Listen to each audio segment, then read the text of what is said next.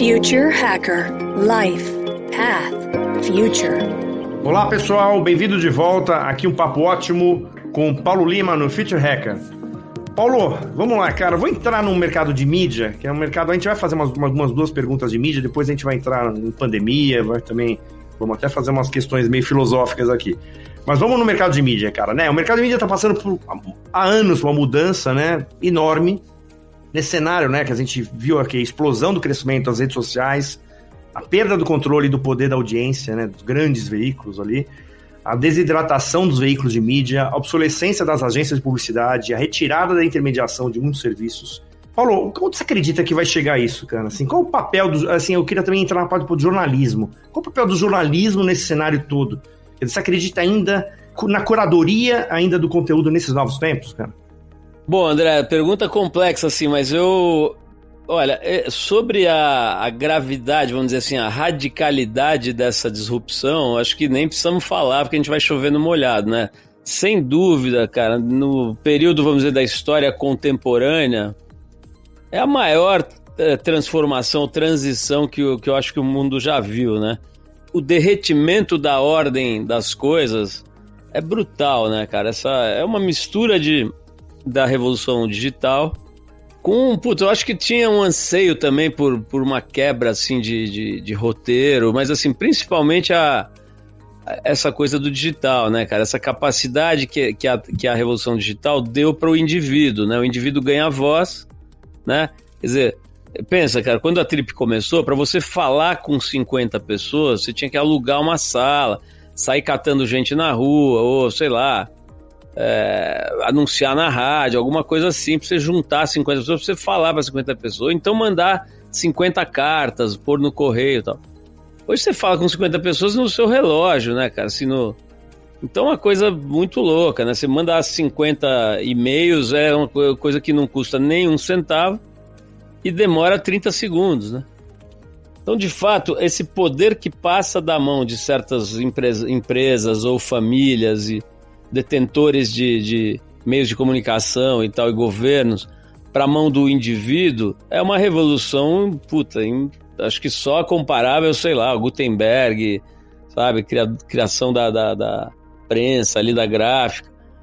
De verdade, cara, isso, dava para ver, né, que ia fazer um deslocamento das placas tectônicas muito radical, né? E redes sociais, tudo que é consequência dessa revolução. Então, isso, realmente desmontou tudo, né? Está desmontando e vai desmontar mais, né? Acho que se alguém tem dúvida, né, do desmonte da TV aberta, da TV por assinatura, dos veículos impressos e tudo, é um fato, né? É um fato. Quem está fingindo que não está vendo está mal informado ou sei lá, ou tem algum interesse para fingir, né? Mas, bom, e aí, o que sobra disso, cara? Bom, sobra muita loucura, né? Hoje mesmo a gente estava discutindo na Tríplica o que está acontecendo com a cabeça dos influenciadores digitais, né? Assim, tem vários casos de depressão profunda, gente que tenta se matar ou que se mata, falando no nível mundial, né? Mesmo aqui no Brasil, cara, você vê, as entrevistas do Whindersson Nunes, Felipe Neto, Kéfera, pessoas que tiveram problemas seríssimos de depressão, de crise de pânico, doença mental mesmo, né? A saúde mental abalada. É muito louco, quer dizer, eu acho que a humanidade está experimentando esses fenômenos de você ter 30 milhões de pessoas que ficam te seguindo, né? Então você cria uma dependência da aprovação dessas pessoas, você começa a filtrar o seu próprio pensamento em busca de likes e de não desagradar certos recortes da sua audiência e tal. Quer dizer, você vai virando nem sei como qualificar, né, cara? Uma espécie de escravo de um sistema louco que você nem conhece direito.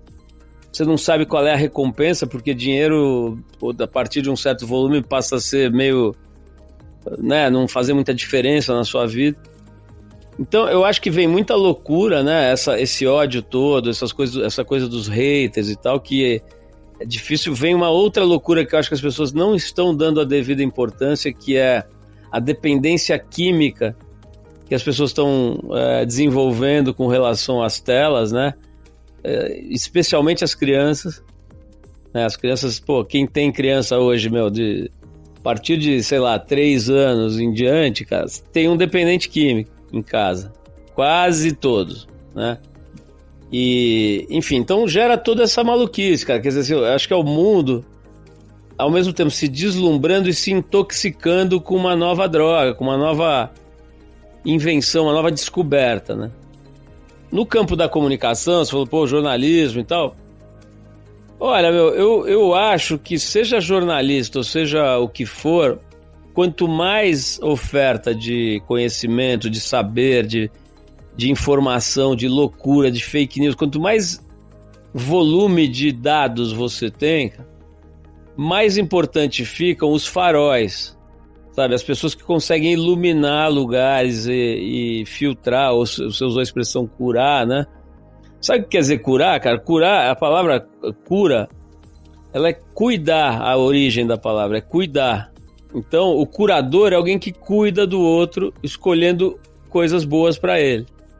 Tá? Então, eu acho que cuidadores e faróis, cara, estão valorizando, é um fato. Agora, se ele é jornalista, economista ou um indígena brasileiro como Ailton Krenak, extremamente inteligente, com uma visão absolutamente privilegiada, ou um médico como Drauzio Varela, eu considero praticamente irrelevante qual é a origem do saber dele.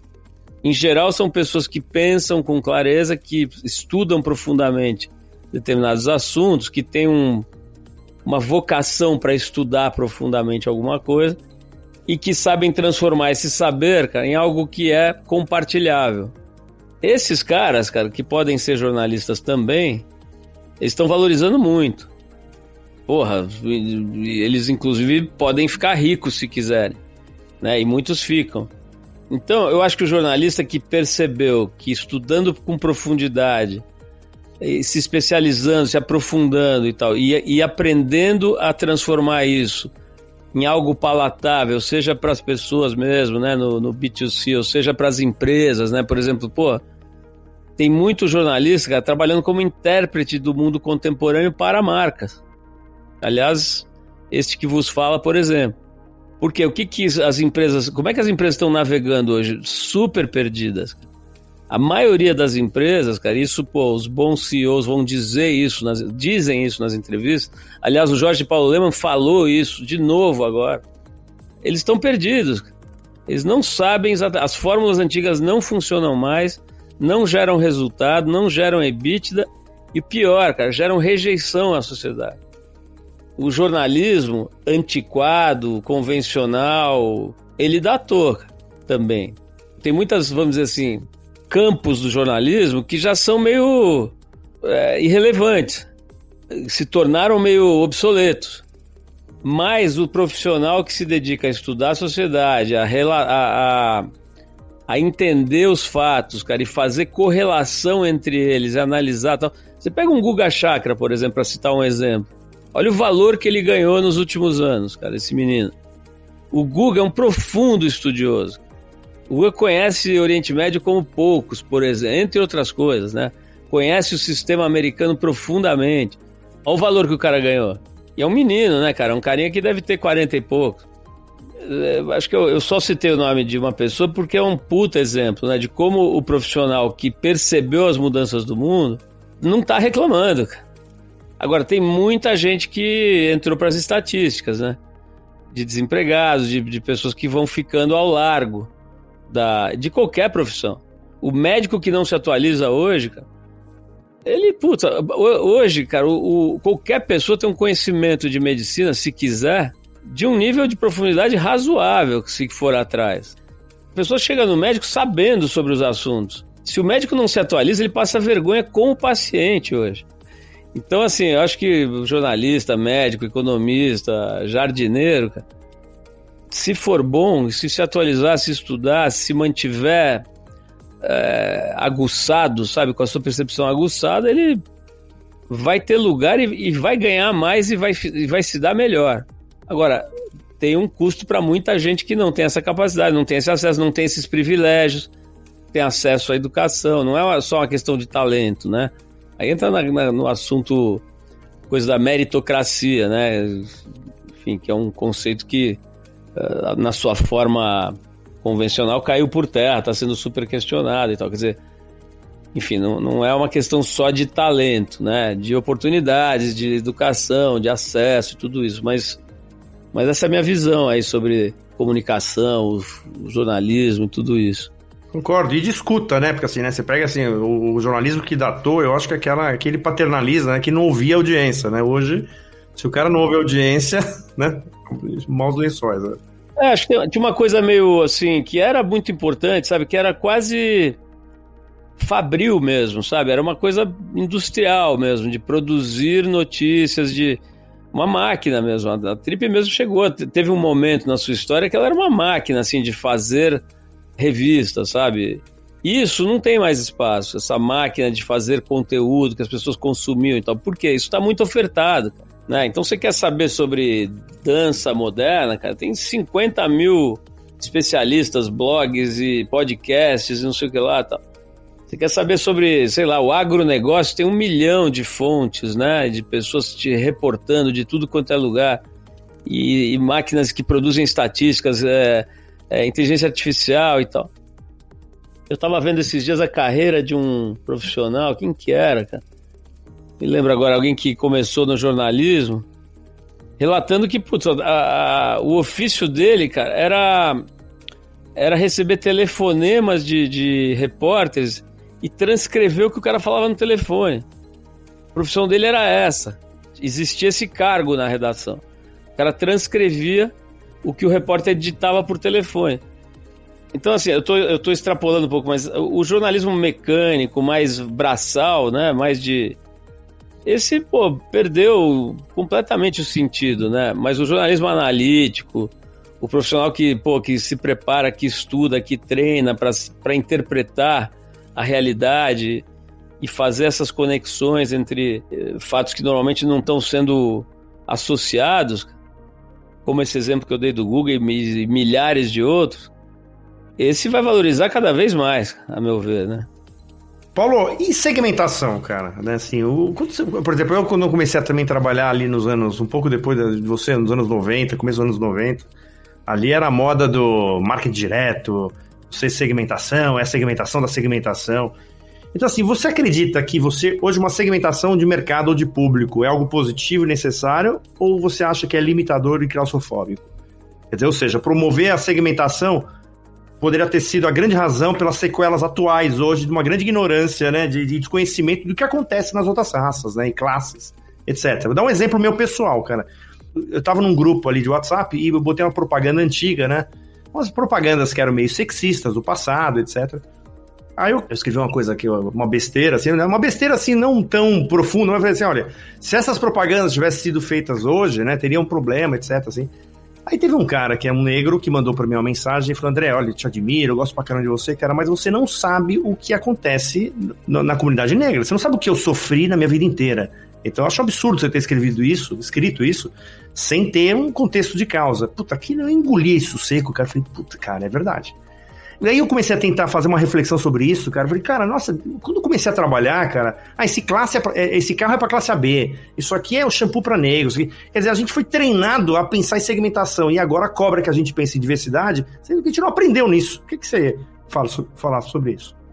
Olha, André, acho que tem alguns ângulos aí do que você tá falando, né? Primeiro, assim, segmentação por temas, assuntos, áreas de interesse e tal, eu acho que ela tá cada vez mais interessante e necessária, né? Então, vou dar um exemplo bem prosaico, cara. Eu estava interessado num tipo de instrumento, cara, que é um chamado simulador de surf, cara. É um skate, parece um skate, mas ele é feito para treinamento de manobras e da técnica do surf, tá? Isso foi inventado, acho que chutaria uns 5 anos nos Estados Unidos. E virou um instrumento muito interessante de treinamento para esse esporte, né? Do surf. Você pode treinar no seco, as manobras de surf e tal. Ele é feito de um jeito, a engenharia do eixo, das rodas e tal, que ele permite manobras muito parecidas ao surf. Cara, como é que você faria para descobrir isso, 20 anos atrás, né? O cara inventava isso na Califórnia, levava uns 30 anos para chegar na sua frente, através de uma revista que você ia lá no aeroporto, ver uma revista importada e tal. Hoje, cara, na sua timeline aparece um videozinho, você clica aquilo digita aquilo no Google. Eu fui ontem visitar eu fui até Santo André, na casa de um cara que fabrica isso artesanalmente aqui no Brasil. E o cara falou, cara, eu trabalhava na área de marketing promocional, tinha uma empresa razoável de montagem de eventos e feiras. Larguei tudo, porque, eu fico aqui, faço o que eu gosto. Durante o período que eu tava lá, cara, ele vendeu 5 mil reais. Eu fiquei umas 3 horas lá, ele vendeu 5 mil reais. Tudo clientes como eu que foram direcionados através do conteúdo que ele gera, chegaram na lojinha dele, ou fisicamente, foi o meu caso, ou por pedidos através do site de vendas dele. Então, cara, esse cara é o recorte do recorte do recorte. Não é que ele vende skate, ele vende skate simulador de surf, cara. Um negócio que provavelmente você nunca viu, a maior parte dos nossos ouvintes nunca deve ter ouvido falar. Esse cara tá lá, cara, tem uma empresinha muito legal, fazendo um produto de alta qualidade e vendendo pra cacete. Então, assim, segmentação, eu acho que vai aumentar, cara, pra tudo. Então, por exemplo, você quer saber de qualquer tema, cara, de qualquer assunto, você vai encontrar o especialista do especialista. Você gosta da motocicleta Kawasaki, cara, tem sites inteiros só sobre Kawasaki. Não é Honda nem Yamaha, é Kawasaki. Isso eu acho fantástico, cara, eu acho bem legal, acho que cria mercado pra caramba, acho que cria a possibilidade de lifestyles muito interessantes, né? Pessoas que são apaixonadas por certas coisas, especializadas em consertar certas coisas e tal, começa a ter mercado, começa a ter rede para se comunicar e tudo, né? Então, André, essa subsegmentação, você vê, por exemplo, cara, os micro-influenciadores, eu acho isso incrível, cara, hoje me interessa muito mais, e não só a mim, né, acho que a próprio universo anunciante, cara, tá percebendo a força dos micro-influenciadores, né, não é o cara que tá procurando milhões de seguidores que ficam assim, tem uma relação meio vaga com ele, né, e a gente de todo tipo, de todo poder aquisitivo, de todo tipo de recorte social, idade e tal.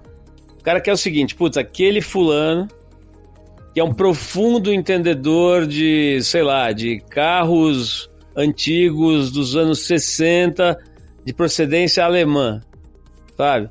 Aí o cara tem, assim, 12 mil seguidores que são apaixonados por aquilo, que tem grana, que querem comprar aquilo, né? Então, tanto os anunciantes quanto pessoas que querem aprender assuntos ou se desenvolver em determinadas verticais, cara, querem saber outro dia eu tava assistindo, por exemplo, um cardiologista inglês, cara, que é um gênio da alimentação como ferramenta de saúde cardiovascular. Esse cara tem, sei lá, ele não tem 1 milhão de seguidores, mas ele deve ter 200 mil que querem se aprofundar nesse tema, né? Então, eu acho maravilhoso essa coisa que o mundo digital permite, né? Agora, esse outro tema que você coloca, cara, do choque que o mundo digital produz e esse confronto, né, que as redes sociais produzem ou permitem entre todos os tipos de pensamento, de ideias, de contextos pessoais, cara, ele é super delicado, né? Ele é super delicado. Acho que a gente está dando os primeiros passos no sentido de entender o que é diversidade, né? O que você citou aí é o exemplo do que se chama hoje de lugar de fala, né? Quer dizer, o que esse cara te interpelou é o seguinte, você não está aqui para saber como é que é o meu sofrimento, né? Isso é um tema, cara, que agora está exacerbadíssimo, né? Por conta do Big Brother. Eu tô achando até muito interessante o fato de que, ainda que seja de um jeito que a gente pode questionar, mas o fato é que o Big Brother tá, talvez sem querer até, testando essa coisa do ativismo exacerbado, né? E fazendo com que o Brasil discuta muito isso. Quer dizer, onde é que está o ponto de equilíbrio? Onde é que está o lugar do meio entre as pessoas oprimidas que têm todo o direito e têm, inclusive, a obrigação de se expressar, o direito absoluto, a intenção, a vontade e o dever de se expressar para colocar o seu sofrimento, a sua angústia para fora, cara. Mas quando que esse opressor, cara, oprimido, pode passar a ser opressor? Né? Onde é que está o limite entre uma coisa e outra? Né? Essa discussão está aí, né? Tá um monte de gente boa analisando e tal. Então, eu acho, cara, que nós somos uma sociedade... Alguns dizem que é infantil, outros dizem que é adolescente, né? Eu acho que no máximo adolescente. Inclusive, muita gente boa acha que jamais vai crescer. Mas acho que é uma sociedade infantil, adolescente, tentando entender o mundo dos adultos, a complexidade, sabe? O lado mais sutil das coisas, né? E tentando se entender e aprofundar o entendimento da sua própria identidade. Então, quem nós somos, né? Então, acho que essa pessoa que te interpelou, ela tem razão. Quer dizer, agora você também, você tem o direito de aprender, né? E de descobrir essas coisas de uma forma que não seja violenta, cujo nível de agressividade seja controlado, né? Não passe dos limites e tudo, ou seja, que seja uma coisa construtiva. Eu acho que isso vai demorar um tempo ainda, sabe? Pra gente calibrar essas coisas, seja de qualquer aspecto. Pode ser da questão do feminino, né? Ou do feminismo, pode ser da questão LGBTQ+, pode ser da questão racial e de muitas outras, né, cara? Do envelhecimento, né? São questões que a sociedade brasileira não sabe ainda direito como lidar. No mundo inteiro até, né? Assim, boa parte do mundo, mas aqui é evidente, né, cara? A gente, de repente, se depara com códigos novos, com ferramentas de confrontação que não existiam, e isso tem um aspecto difícil, assim, né? De você, de repente ter que lidar. As empresas, cara, elas estão de ponta cabeça, né? Outro dia eu fui conversar com um cliente, um presidente de um banco muito grande, falou assim, cara, tem 28 pessoas mudando de sexo na organização. A organização não sabe lidar com isso, cara. Não sabe que crachá dá, que banheiro usa, que aposentadoria ela vai ter direito, como é que fala sobre isso. É um momento muito louco, cara. Em resumo, é um momento muito louco do mundo, muito rico, extremamente interessante, mas que tem um custo alto, né, cara? Inclusive, a gente tá vendo aí, nesse momento, um custo de vidas, né? Não é o custo de vida, é o custo de vidas, né, cara? Assim, a quantidade de gente que tá morrendo nesse momento aí, em função dessa pandemia. Quer dizer, é um momento, bicho, realmente bem louco, né? Legal, Paulo. Muito boa resposta. E é legal porque já deu também um teaser aqui pro terceiro e último bloco, a gente vai falar um pouco do legado da pandemia. Pessoal, logo mais o terceiro episódio aqui com o Paulo Lima. Até mais! Future Hacker. Life. Path. Future.